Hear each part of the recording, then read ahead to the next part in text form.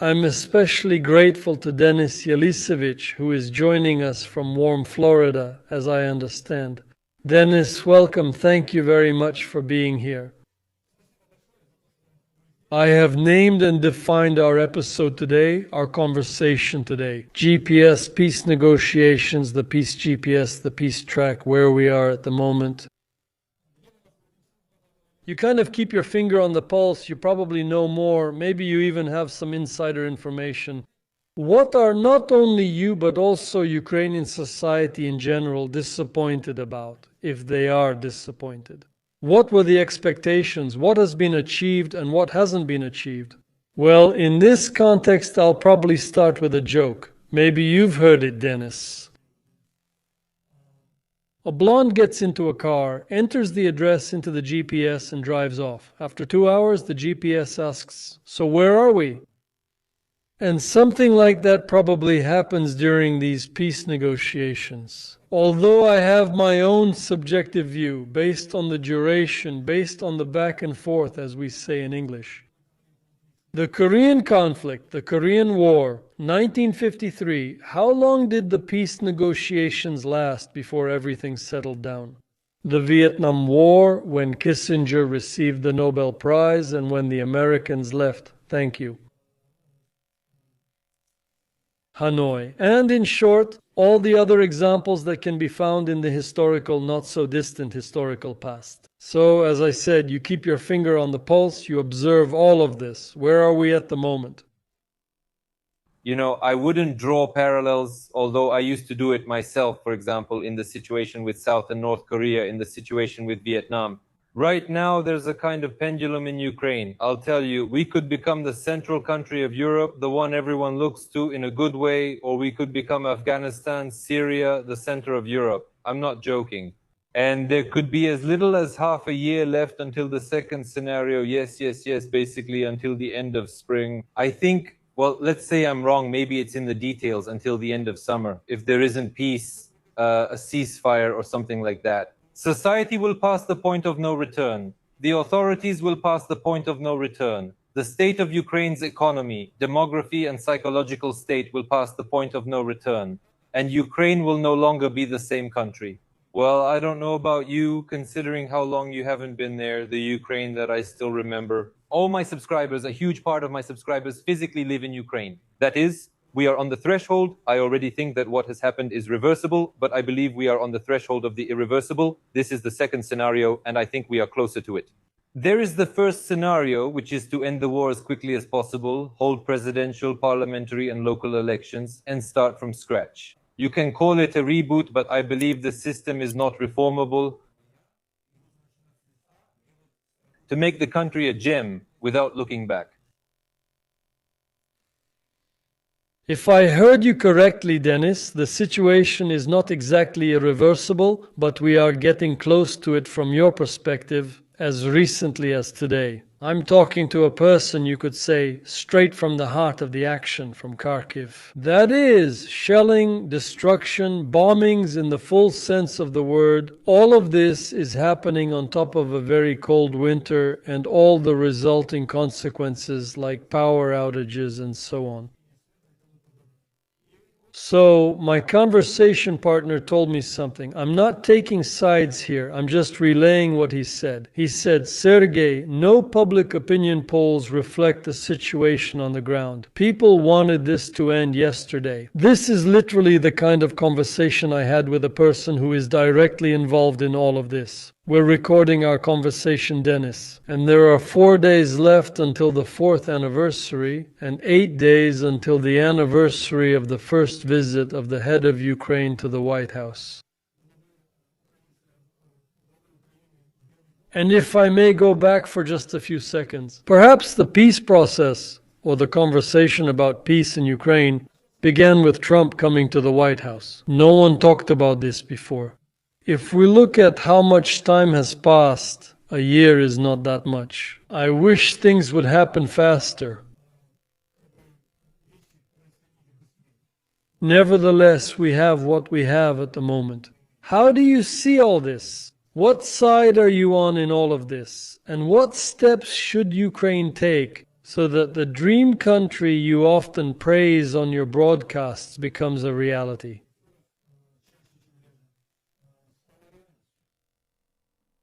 Well, let's start from the beginning of your question about the anniversary of the war.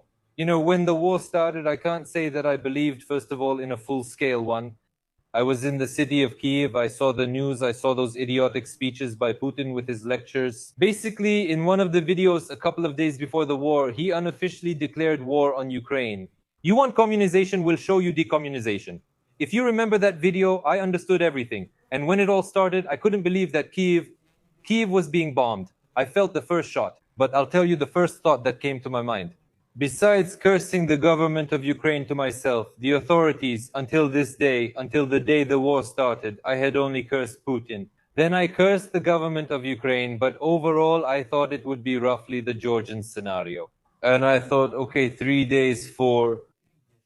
But could it really be that the international community, as I, a naive person at that time, now realize, could it really be that the international community, that Europeans would allow, even Biden, though I can't stand him, would they really allow the center of Europe to be bombed? A war like this, one that hasn't happened since World War II, with residential cities, with the capital being bombed by missiles, helicopters, helicopter raids on the region, even on Kiev, near the Kiev Sea. And after a day or 2 or 3, once that initial shock passes, then you start hearing reports about the tragedy happening around. Worse than, for example, what I experienced. Those who remained in Bucha and Irpin Kiev region already witnessed those horrors. You somehow start getting involved in the process. Of course, you start thinking about what to do next, but I believed the war would end quickly. And if you had told me, why such an introduction? If you had told me that the war would go on for 4 years and it still wouldn't be over, I would never have believed it. I wouldn't have believed it would last a year. In the first month of the war, I wouldn't have believed that we would be fighting for a year. And now, when in 5 days the 5th year of the war will begin, we can state that Ukraine is being used. It's already a complete failure if they wanted the war. You said it right. With Trump's arrival, some movements started. Serious movements, let's put it this way. Serious peace negotiations are underway. Trump brought Ukraine and Russia to the same table. And now, when I hear, for example, Kaja Kallas, this top official from Europe, comes out and says, well, if Ukraine is going to reduce its army, then the Russian army should be reduced too. Nuclear weapons should be reduced. Reparations should be paid. In short, do this. Judge those people. I listen, but why didn't you do this before Trump? I'm all for Russia being disarmed, nukes and all, but why didn't you do it? If you talk like that, go ahead and do it. And this, I'll tell you straight, is just talk. Talk for Europeans, talk for naive Ukrainians, of whom there are very few left. And here, except for Trump, this might be terrible for someone to hear, although I'm absolutely calm about it. Except for Trump, the citizens of Ukraine have no one else to rely on. And I started a meme like that about 3 months ago, in the sense that Trump is now more concerned about the future safety of the Ukrainian people than Zelensky. Rubio says, you can be a prosperous European country. Witkov says, let's have a free trade zone. It will give you an advantage over Poland and all the neighboring EU countries. That is, I don't hear any constructive ideas in Ukraine.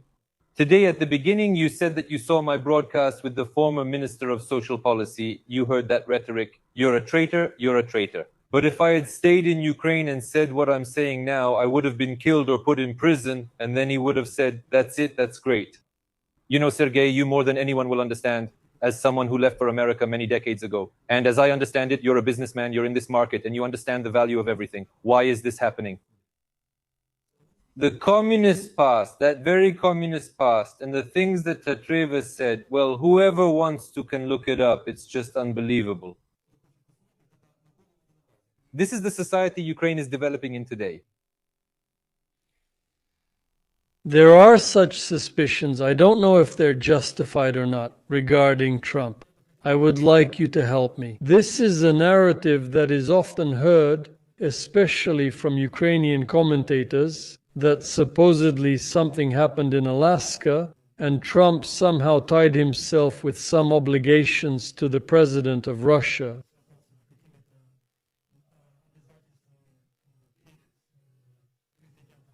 And supposedly, everything is going according to a script that was written in advance. Do you agree or even allow for the possibility that there was some kind of secret deal against Ukraine when they met in Alaska? Or who is spreading this? Who is interested in it?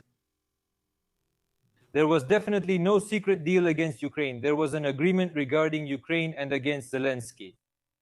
That would be the correct way to put it, because I won't say that Putin loves Ukraine. He doesn't love it. He most likely hates it. But Trump doesn't play that game. Trump, how should I put it, follows the Chinese wisdom. Keep your friends close and your enemies even closer. That's the strategy Trump follows. That's his approach. These agreements roughly implied a withdrawal from Donbass. First, and second, holding presidential elections in Ukraine as soon as possible. When they call it a Russian narrative or something similar, I ask myself as a citizen of Ukraine and as I believe a patriot, is holding presidential elections in Ukraine a good thing or a bad thing? But as someone who supports democracy and wants Ukraine to be part of Western civilization, I see this as a way out of Donbass. I never said, let's surrender Donbass. I said, let's seek a compromise. Right now, there's a discussion about an option. Ukraine withdraws from the remaining 20% of Donbass, let's be precise, and Russia pulls back its troops. A free economic zone would be established there. There are now discussions about who would manage this if implemented. I suggest placing it under a UN mandate. This is the simplest option and has been done before. Do I like this? No, I don't like it. What would I want? The 1991 borders. Yes, you invited me on air and we're discussing this, but I can't just make up stories about getting it back. We won't. It's impossible. And we're discussing this with you. The reality is very unpleasant, even for me, because I've traveled all over Ukraine as an athlete, and I know all of Ukraine, absolutely from Donetsk to Uzhhorod. And here you go. No, that's it. I'm done. I wanted to ask, and I think it's appropriate in this context, since the focus is on Donbass and the remaining 20%, is there any way to keep a finger on the pulse and find out? Really ask people, both those living there and those who aren't, even those near Donbass, not to mention Western Ukraine, as the public. Out of the number that's left, 20, 25, maybe 30 million people, what percentage of people could truly say, for the sake of stopping all of this that's happening every day, and no one needs to be convinced that this last winter was truly hellish. For the average person, I don't like to use that word about people, but for the average Ukrainian, this was a very, very difficult winter. Are there any tools to keep a finger on the pulse of Ukrainian society and really find out how many would take this step? American intelligence agencies and private companies hired by the Trump administration have already done all this, and the figure is 82%. Zelensky says at the Munich conference, I think it was an interview with Politico, if you saw or heard it, he says 90% are against the elections. That's what he said there. Before that, he said they were against it. In general, he says the whole nation won't understand if they leave Donbass. But in reality, that's not the case. And these polls that are conducted in Ukraine. Imagine a man of conscription age working with the administration or a sociological company who publishes polls or results the president dislikes. He knows he could be sent to the front the next day. They invent numbers in different ways, by order, fear, or other reasons. Well, I held a poll on my Telegram channel. More than 20,000 people voted. It's anonymous. And 94% are ready to compromise and support holding the presidential elections in Ukraine. That's why we'll never know the real numbers, because it should be open. But in Ukraine, you have to understand, right now, all the polls won't work openly. Like those carried out by the CIA and the Trump administration? Okay, because the country is under a dictatorship, people are intimidated, people really pay attention to opinions. I know 100 examples like that when someone internally disagrees with the party's policy. And basically that Donbass issue doesn't really matter to him. But saying this to neighbors isn't really acceptable. They might report you to the security service of Ukraine or think you're a traitor who supports Putin. That's why it's serious. If people knew it was really protected, but no one is sure. Anonymously. Well, I think 80% would be in favor of elections because it's very close to them.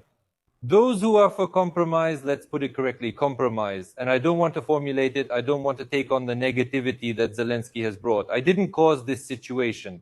All my life, everything I've done has benefited Ukraine. And this correlation will be about the same for the presidential elections and for compromise in Donbass and the end of the war. I suppose, Dennis, that this is in the realm of hypothetical reasoning like a third force and the body politic even in that part. What are the advantages for Ukraine in this? And what are the gains, what are the disadvantages if it comes to this? Although it's worth noting right away that the probability seems very small. You're talking about a compromise, about leaving Donbass, right? Leaving Donbass and bringing in some kind of temporary government there, a third party, to oversee these processes. What are the advantages of this for Ukraine? Well, the main advantage is ending the war and having a chance for a normal future, a chance for a normal future. This is not a capitulation at all. It's not even close to capitulation, although some scoundrels online are actively spreading this idea, and they even call themselves friends of Ukraine. It's not a capitulation at all. I believe you see that hope is better than despair. And still, if we speak in medical terms, sometimes you have to amputate a limb with gangrene to save the whole body or die if you don't. I want to stress that I didn't cause this situation, others did.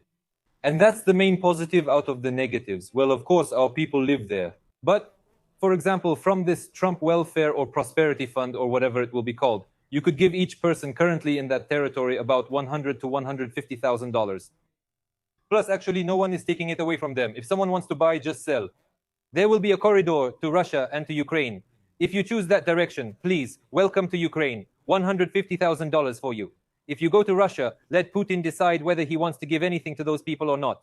You see, these aren't some super solutions, they're just ordinary solutions, at least from a technical point of view. That's the most important thing. Here's the thing. A person is on their own land. Trouble has come to them and their state didn't protect them.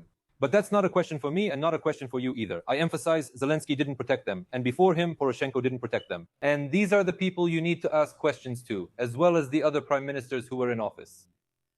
I feel incredibly sorry for these people. Everything I can do, I do for them, but I can't do any more. But if I tell you not to go to Donbass, I should only say that from the front lines. First of all, I should be getting calls. I should be somewhere out there in a trench on the front line defending Donbass. If you ask if I'm ready to die for Donbass, Nope.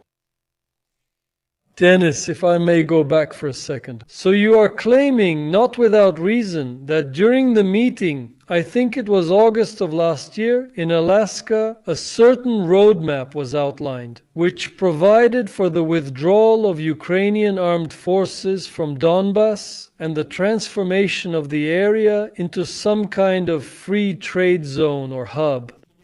that didn't happen in Anchorage. That was later, Trump and Trump's team, when it was necessary, you see, to come up with compromises for Russia that it should agree to. Because Russia believes we're advancing, we're winning.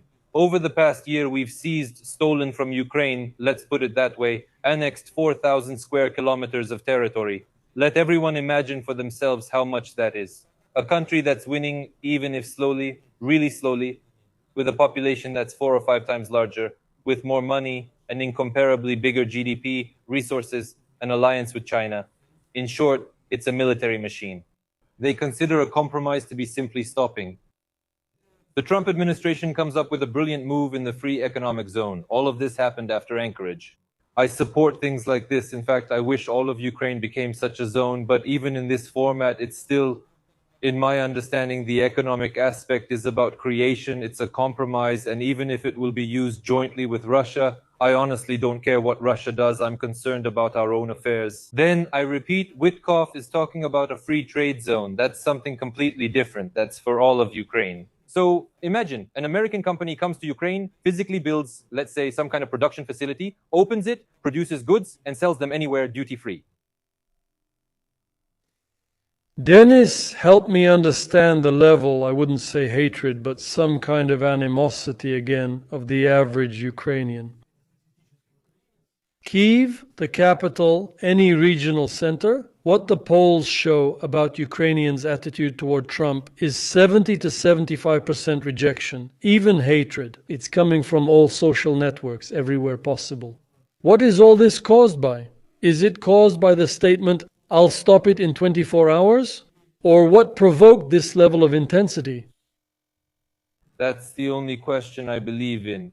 73% of people in Ukraine practically hate Trump. They have a negative attitude towards him. I really believe in this question. I would even believe the number is 80%. And if you conduct such a survey, let's say in Israel or in Iran, listen, I'm not against the people of Iran at all. I'm against the Ayatollah regime and the dictatorship, the Revolutionary Guard.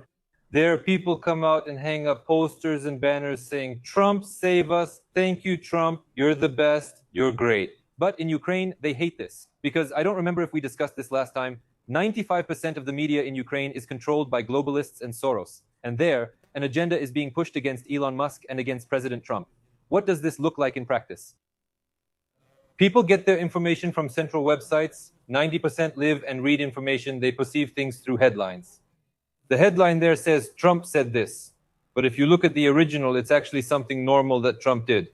But in Ukraine, they'll show you a headline making him look like some crazy person, a senile man who's out of his mind, who doesn't understand what he's doing, the biggest idiot in the world. And people gladly eat it up, and I always, in such cases. And you don't understand, Serhi, it's not just against Trump, it's against America. And here we immediately remember the Pindos slur. Where did these conversations come from? America is to blame for everything. It's all the Russians. And that's how our people, with this very KGB propaganda technology, were turned into the same Russians, but the other way around. A different language, a different flag, and a different enemy. Well, in the person of Putin, but there's one more common enemy, America. I always ask such people this question, well, let's say in absentia. If America is so bad, so terrible, Trump, why do you all keep asking America and Trump for things? Tell Trump, go to hell, you're bad. America is something incomprehensible, and let's keep going without America. Do you understand how you can keep asking? So first Zelensky and his gang, give us weapons, give us money, give us intelligence, give us something else, put pressure on Putin, make them submit, put pressure on these ones. And why don't we want to accept the principles on which a great America was built, the ones laid down by the founding fathers, the American Constitution? Do you understand why this happens? Why? We ask for something from a successful country, but we don't want to live by the principles that made it successful. We want to steal, to suppress by force. Right now in Ukraine, everyone is suppressing everyone. Everyone is threatening everyone. Maybe you saw there was a guy, a football player, who hit a military recruitment officer. He was immediately fired from his football club. The police arrived right away, arrested him, and he was almost put in jail. I think the worst is yet to come, and now everyone is sending him threats. In short, people are already criticizing me for often mentioning the KGB, but you understand, when the country is run by those trained in KGB methods, it's a different story. It's all about suppressing individuality. It's all about dictatorship, about force. These people don't know how to run a country any other way and never will. You need competence for that. Another question about Trump again. For me, it's beyond me. For those of us living here, we know that this year is the year of the midterm elections. We know that numbers, the facts are very stubborn, and usually the president's party during the midterm elections sometimes loses the majority. Well, books, entire volumes have been written about this. Help me figure this out, Dennis. What does the average Ukrainian living somewhere out there in Cherkasy or in Mykolaiv or in the Odessa region get from the fact that the Republicans lose Congress? That's what needs to be explained. Because with all the information I have, I'm trying to answer this question for myself, to put myself in the position of these people, considering the severity of the war, which has been going on for almost 4 years now. What does it mean for the average Ukrainian if the Republicans lose Congress? Is someone going to drop $1 million on their head, or what will actually happen? What motivates all these people? Sometimes they get ecstatic when they talk about it. Can you clarify everything for me? Did you notice, this kind of attitude? It's just crazy. That's not the right word. It's very easy to explain. I'm coming back again to the 95% of the media controlled by Soros. They were convinced, guys. So, look, we wait, we drag it out until the midterm elections, we lead Trump on, as they think, we stall for time, boom, the midterms happen, Republicans lose, Democrats come in, and then the tomahawks arrive. $200 billion nuclear weapons, everything you can imagine, and war. But then you ask this person, buddy, are you ready to go to the front tomorrow? No. He writes comments about putting Putin in his place and reclaiming what's needed. I agree, but who will do it, with what resources and whose support? No, even with that, Dennis, 200 billion won't come in. Nobody will allow the sale of tomahawks. Yeah, but Trump remains president. What caused all this commotion? They're considering announcing impeachment. I haven't finished. They're thinking impeachment, all this, then impeachment. and war. People know how the American system works, of course. They don't understand it, no one explains it to them. The press said that Trump is already hanging by a thread. They wrote to me about Trump's impeachment, Sergey, just 2 months after the inauguration. They were already discussing it last year. From the very first day he took office and up to today and the Epstein lists. Now it's all about Trump. Many claims, countless refutations, with the Justice Department and prosecutor's office making crazy claims, but no investigations happened. That's it. He's already labeled with the P word, loves children in the wrong way, and so on and so forth. And I call this total schizophrenia. This is propaganda at work. It's a terrible thing. But when it was during Hitler's time, I used to think, well, there was no internet, there was no technology.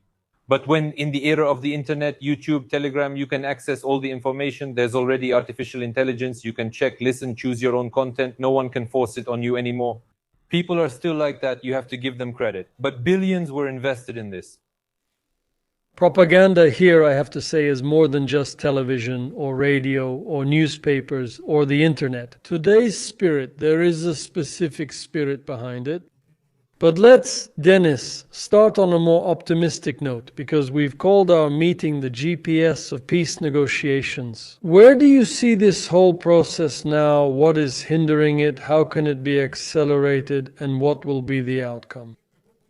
Because lately there have also been voices saying that it's possible Trump will be out of the game by early summer, wash his hands of it and say, guys, enough is enough. I'm dealing with my own internal agenda. I have things to do, and Ukraine is kind of not on the agenda.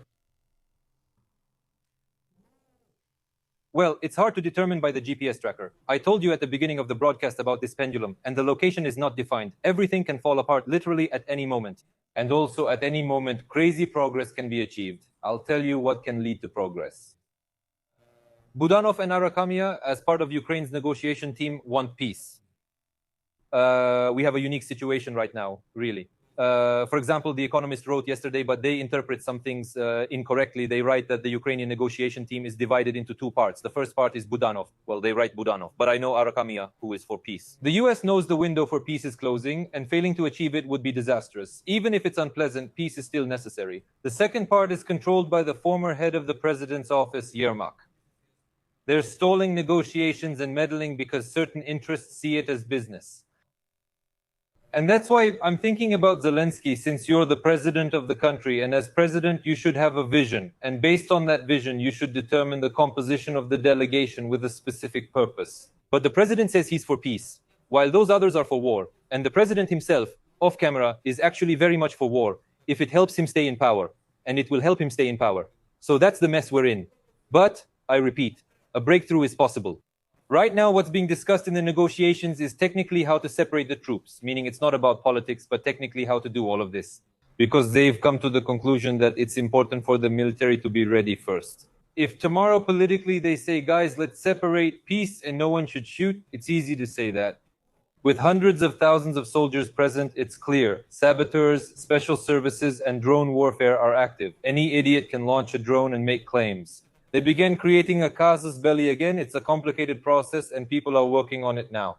And what can I say? Thank God. And after that, there will be political decisions, I hope. Or, as you said, they're leading Trump by the nose and Trump really says in the summer, guys, go on without me. And they start taking revenge on both Putin and Zelensky. So you don't rule out this option either, right? Of course, I believe in peace. I'll tell you right away, I believe in peace, but I don't rule out this option. But then it will be just like how we started the broadcast. It's similar to Syria and Afghanistan, but in Europe, a country torn apart by clans. That's how it would be. It's on the political map, but this country is unlivable, has no future, and is being torn apart from within and without. All right, about Trump, about his position, about the level of hatred toward him, the rejection of Ukraine. Maybe hatred is too strong a word. No, rejection is the right word. Let me clarify right away, Dennis. I'm not a Ukrainian citizen. I've never been a Ukrainian citizen. We left back when it was Soviet Ukraine. That's why I don't dare say anything against the Ukrainian head of state. It's not really my business, but help me figure this out. Probably not just me, but also some number or some part of our listeners today. He is speaking, I think it was the Munich Security Conference or in the corridors of this conference. And it sounds like a slap in the face, maybe that's the right word, a statement that probably doesn't match the presidential rank. He sends a message to the leader of Hungary and says, let him watch his belly there, or whether he's growing a belly or not, but let him grow his army somehow. Please don't hold this against me. I probably can't reproduce the exact phrases, but what's this about, and why does a country at war need such slaps, such jabs towards Viktor Orban? I'm not defending either one. I'm not siding with either one. I'm just watching all this from the other side of the ocean, and I want to understand, what is this all about?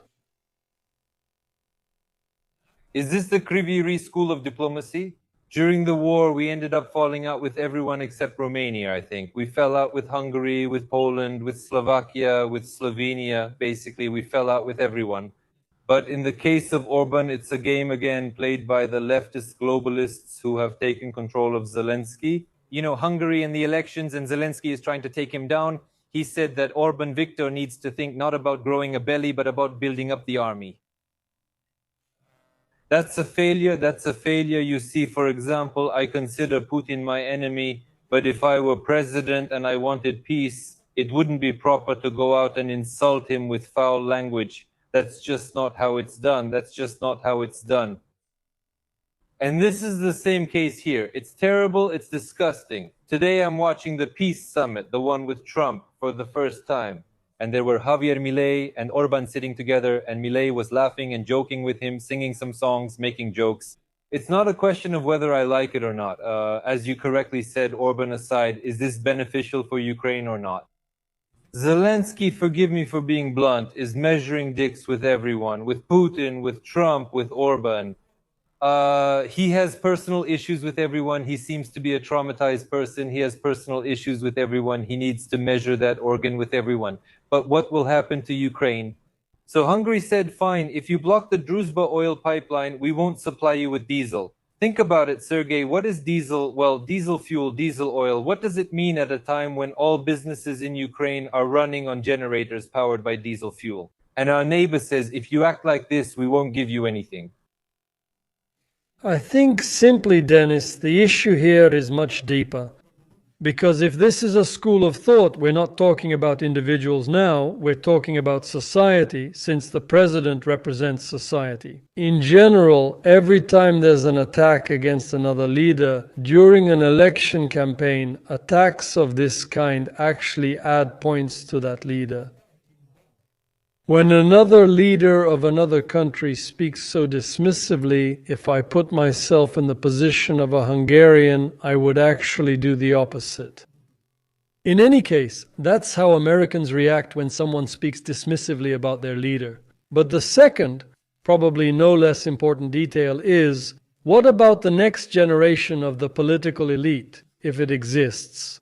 And if such things come out in public, then what can be said about behind-the-scenes, backstage conversations where there are no cameras, no reporters, just their own inner circle, their internal affairs, and especially when you're in the position of a country at war, a country that's been at war for 4 years? Every word should be polished, every word should be thought through not just once, but dozens of times before it goes out into the public space. Are there people there who say, these are the boundaries you can't cross or not? And I can tell you there's no point in measuring the political establishment as they see it. In Ukraine, they're all actors. They're all talking heads controlled by others. We were just discussing Zelensky in Hungary, and did you read that Germany is apparently suing X, Musk's social network, so that X would disclose information to Germany about Hungary and what's inside X? Basically, they want to influence the elections in Hungary. The fact that they returned to Romania, Macron, Merz, this group, Ursula and Zelensky, are helping with this. That's what's really happening. Returning to domestic politics, I suggest you don't say, well, some politician in Ukraine understands this incorrectly. These are people who don't think in terms of making Ukraine successful, making Ukraine great, wealthy, constructive. People don't think like that. These are people who act according to the situation. And what will the boss say? To be continued. Dennis, I said from the very beginning that we are 4 days away from the 4-year anniversary, and we are 8 days away at the time of our meeting's recording. From the meeting between Zelensky and Donald Trump, we all remember how it all went, what the tension was like, what the exchange was like, what the body language was like. We remember all of this very well. And back then, during those conversations, those arguments in the White House, of all places to have such arguments, it was the White House. Trump said something like, "You have no cards." Let's just hypothetically say, we all understand that none of us can go back to yesterday. It's impossible. But paint me a picture. What would the situation look like if, on that day, February 28th, the conversation went like this? Ladies and gentlemen or ladies, we know that there was quite a large group present at the White House. The war has been going on for 3 years now. I want some kind of resolution. I want a way out of this whole situation. Help me. What arguments do you have? Where can we find common ground? Take this blank sheet of paper. Let's write down steps 1, 2, 3, 5.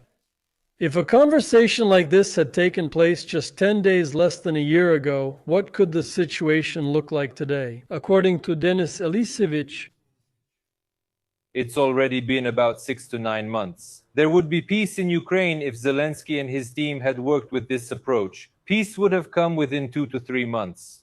It wouldn't be a pleasant peace, and Putin wouldn't just leave for Russia. Instead, it would be the same unpleasant situation as now, but already in effect. That's why many people don't understand. They listen to Zelensky. He comes out and says, "I'm for peace. Ukraine is only for peace. I'm ready. Of course, we're for peace. We're not for war at all."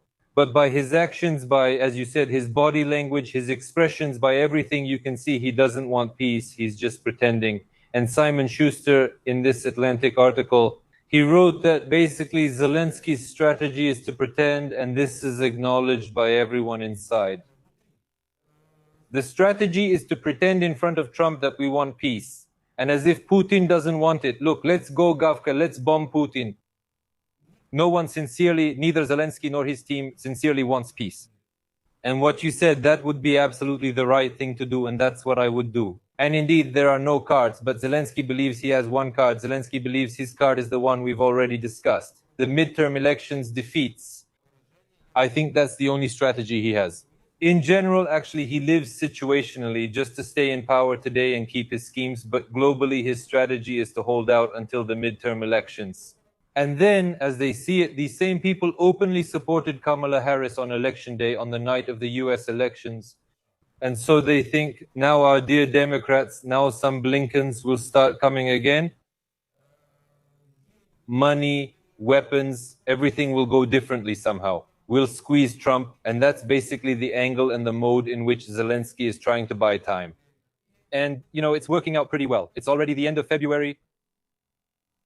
To be continued. All right, Dennis, this will probably be my last question on this topic.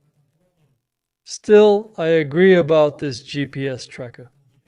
It's probably hard to determine at what point we realize that negotiations have already been going on for a year. Sometimes they're more promising, sometimes they're less promising. Although, when you listen to statements from the White House, we've made progress, we've made progress, we've made progress.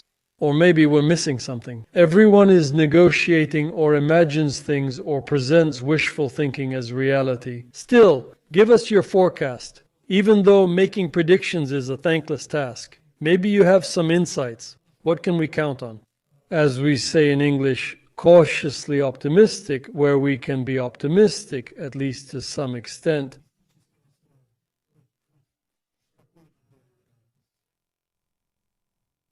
There should be something to give us hope, but unfortunately, there's no basis for it.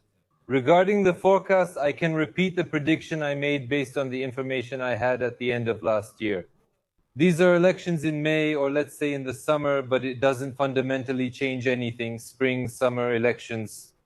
Accordingly, before that, the signing of a framework agreement is not the end of a full-scale war, but the signing of a framework agreement which implies first a ceasefire regime. And then elections. Elections are announced right away, and then a roadmap. What happens next? Elections need to be held, so they want to coordinate with America and hold them alongside the referendum, letting people vote on the plan. We're upset about what happened with Donbass, but we support a compromise. And then there's the roadmap with a bunch of technical questions. Who withdraws where, who enters, what to do next, Ukraine, then parliamentary elections, and the Trump fund, and that's how everything goes. I still believe in this. Do I bet on this? Well, it's 51 to 49 that something will happen. At the end of last year, I would have said 90. But you know, I always underestimate Zelensky's team and him personally, because for me, well, okay, there's still some common sense left, but there's also some instinct for self-preservation. Trump has a lot of compromising material and hasn't pressured Zelensky yet. This might be the first real warning sign. Trump said that the results will be made public about who and which countries influenced the 2020 US presidential election. And as you know, basically, it was because of Zelensky that Trump was impeached back then, and Trump is a very vindictive person. And if this is said and the documents are published, then nothing will save Zelensky anymore, even after that. There are also many other financial issues. You've heard about the corruption scandals in Ukraine, right? You can check out my Telegram channel. There's a video on TikTok where Zelensky is standing with the former Minister of Energy, Igor Lushchenko, giving an interview, and Zelensky is talking there.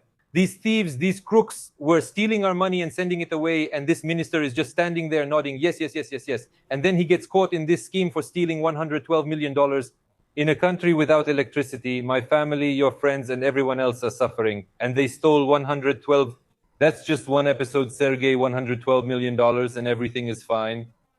These are Zelensky's buddies, you understand? Well, there's nothing more to say here. And here I just have a question about those 20% of the population who could theoretically support him. Are those the ones who directly profit from the war and complete fools, the blind ones? What more do you want? But in general, this category of people, are they even capable of understanding that Zelensky is a bad person, that everything happening is wrong? I said, Dennis, that this would probably be the last one. This question, the last one, just your subjective opinion. What would be the optimal window between signing the framework agreement, let's say in April, May, or June, and holding the elections? What would be the optimal window between signing and holding the elections? Why is a short window bad? Why is a long window bad? Or maybe the opposite? Thank you. That's a very good question, and it will take a long time to answer. Well, in general, I believe you need at least 4 months for a proper election campaign under any circumstances, and you can hold the elections in 3 or 4, well, at least 3 months. We turn off the telethon, we turn on the TV channels. Everyone who wants to run can run. They get state protection, guarantees of immunity. They're allowed into Ukraine so that they can register, and a full, completely democratic process takes place, fully under the control of the US, so that no one suppresses freedom of speech or any candidates, none of these behind-the-scenes games. That's the kind of format there is. Zelensky is preparing right now. Just so you know, his team is getting ready. You know how the military can quickly set up a field camp? Well, they can set up elections just as quickly. Right now, technical work is underway. So if they're being pushed to hold elections, and basically he thinks he has something to offer, and by not letting others run a proper election campaign, they quickly set everything up, and the Verkhovna Rada passes a new law. Because under the old law, you need exactly 90 days before. You announce the elections 90 days in advance, not earlier. But with the new law, they can hold them in a month. And so in 2 weeks, if necessary, that's how far he can go. I'll tell you this, in my opinion, whether it's 2 weeks or 4 months and all the candidates the way I want and the way it should be done properly, Zelensky won't win in any scenario. He'll use all the administrative resources, suppress everyone, crush everyone, but he won't win any election. Unfortunately, he doesn't understand this, and elections are simply a mandatory process. And honestly, the last right decision Zelensky can make in his life while holding this position is not to run, not to nominate himself, and not to play this game. Like to nominate someone on his behalf. He's even considering that. Something. I wanted to ask something else, but it slipped my mind. I think we'll move it to next time. Thank you, Dennis, for your time. I'm always very grateful and glad for our virtual acquaintance. I share your passion regarding Ukraine. We hope, we pray that all of this will end, that it will end as soon as possible, and that some kind of solution will be found. This is the direction of development for this country from the point where it found itself as a result of the war to the opportunities that will be presented to it and the people who will work hard to achieve these goals. There is a lot of work ahead.